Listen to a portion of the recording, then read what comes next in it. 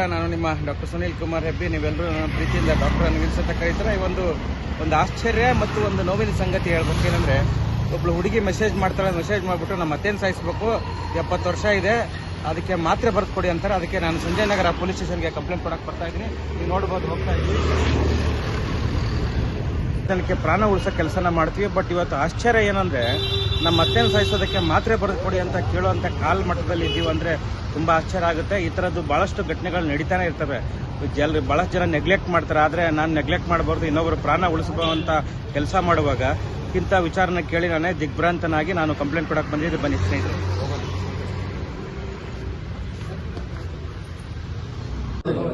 Sanjaynagar police ಸ್ಟೇಷನಲ್ಲಿ ಈ complaint ಕೊಡ್ತಾ ಇದ್ದೀನಿ. ಕಂಪ್ಲೇಂಟ್ ಪೊಲೀಸರು ಒಂದು ಆ್ಯಕ್ಷನ್ ತೊಗೊಂಡ್ರೆ ಒಳ್ಳೇದಾಗುತ್ತೆ. ಬಿಕಾಸ್ ಯಾಕಂದರೆ ಈ ಥರ ಮಾಡೋಂಥದ್ದು ಅಪರಾಧ, ಹೀನಿಯಸ್ ಕ್ರೈಮು. ಯಾರೂ ಮಾಡಬಾರ್ದು ಇಂಥದ್ದನ್ನು, ಈಚ್ ಕೆಲಸನ. Thank you.